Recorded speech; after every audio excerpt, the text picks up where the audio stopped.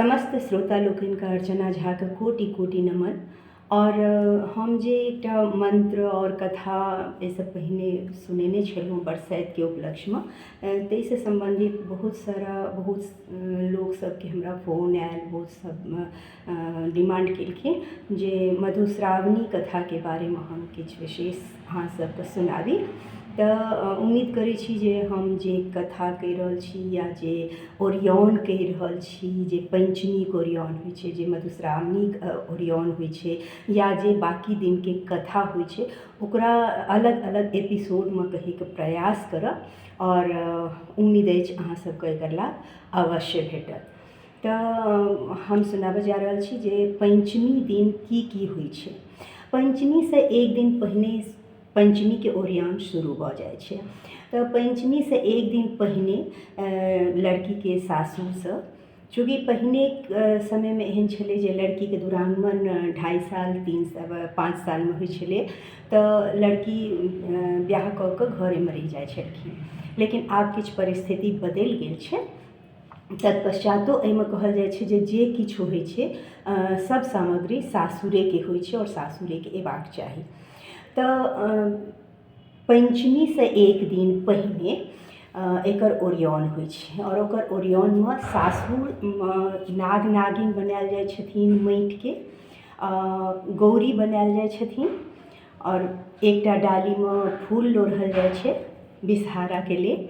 और ओहि सब सामग्रीके संगे जतेक चीज खेथिन पाबनि भरि 15 दिनका जे पाबनि होइए अपन सबके मधुश्रावणी, ओहिमे जे किछु भी पबनैतिनी खेथिन ओ सब सामग्री हुनका सासुरेसँ अबै छनि। फूल लोढ़ऽवला साड़ी अबै छनि, कथा सुनैवला साड़ी अबै छनि और डाली अबै छनि, पनपथिया अबै छनि और ओहि सङ्गे बहुत सारा सामग्री जे पूजनके होइ छै से सब आबै छै। आ एतऽ जे छै नैहरमे सेहो गौरी बनै छथिन। गौरी एक दिन पहिने पंचमीसँ एक दिन पहिने साँझमे बनै छथिन, जे 5 अहिबातिन मिलिकऽ हुनका खोइँछ देल जाइ छै और सब केओ मिलिकऽ दूइब आ हरदिसँ गौर बनबै छथिन। नैहर सासुरके गौर होइ छै और जे गौर अहाँ पहिनेसँ बिआहके दिनसँ पूजन कऽ रहल छी ओ तीनूटा गौर एक सङ्गे पूजल जाइ छै पंचमी दिन। और ओहि पंचमी दिनसँ पूजैत पूजैत ओ बाकी दुनू गौरके भसान होइ छै पंचमी मधुश्रावणीसँ एक दिन पहिने, और फेर सासुरसँ बनिकऽ जे आबै छै नैहरोमे बनै छै ओ सब लऽ कऽ हुनकर फेरसँ तीनू गौरीके पूजन होइ छै। आइ हम पंचमी पाबनिके दिन की ओरियान होइ छै ओ सब अहाँ सबके कहऽ जा रहल छी। पंचमीसँ एक दिन पहिने लड़की माथासँ स्नान करै छथिन, यानी बाल धोइकऽ स्नान करै छथिन और नवका वस्त्र पहिरै छथिन। पूजन पाठके जते ओरियान होइ छै गाय गोबरसँ ओहि जगहके नीपल जाइ छै। आब तऽ गाय गोबरके सुविधा नहि छै, सबटा पक्का भऽ गेल छै, यानी कि साफ सुथरा कयल जाइ छै कोबर घरके। ओहिमे अहिबात पुरहर राखल जाइ छै और धान ओहिके नीचाँमे देल जाइ छै। अहिबातमे जे छै से ओ दीप जरायल जाइ छै और दीपक व्यवस्था होइ छै। और तकर बाद जे छै से ओतऽसँ जे सामग्री आबै छै सासुरसँ से सब ओतऽ सरिया कऽ ओही घरमे राखल जाइ छै। पाबनिसँ एक दिन पहिने यानी कि पंचमीसँ एक दिन पहिने लड़की फूल लोढ़ै छथिन, जे अपने नैहरके डालीमे लोढ़ै छथिन और भोरमे फूल तोड़ै छथिन, साँझमे ओ फूल लोढ़ै छथिन, यानी कि फूल सजाबै छथिन, फूल पत्ता सब मिला कऽ ओकरा डाली सजाबै छथिन। और ओहिके बाद साँझमे गौरी बनै छथिन।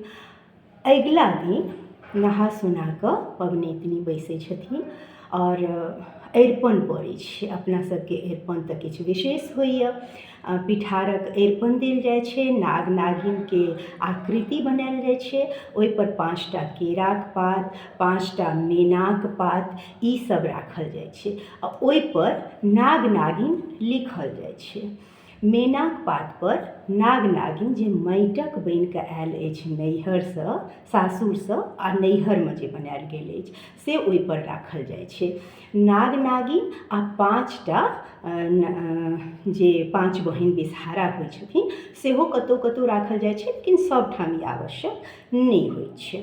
तकर बाद अहाँ विधिवत अलग अलग देवी देवताके पूजा करै छी, जेनाकि पहिने बिसहारा नाग नागिनके पूजा होइ छनि, फेर चनाइके पूजा होइ छनि, जेकि विधिवत अहाँ सबके हम बतायब कि की सामग्रीसँ कोन कोन देवताके पूजन होइ छनि।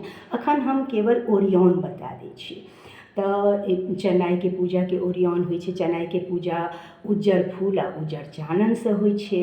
गोसाउनक होइ छनि पूजा, लिलीक होइ छनि पूजा। एहिमे लाल चन्दन और लाल सिन्दूर और लाल फूलके इस्तेमाल कयल जाइ छै। तकर बाद एतऽ कुसुमके पूजा सेहो होइ छै, कुसुमावतीके पूजा होइ छै, और कुसुमावतीके लेल सेहो कुसुमके फूल राखल जाइ छै और लाल चन्दनसँ पूजा कयल जाइ छै, अक्षतसँ पूजा कयल जाइ छै।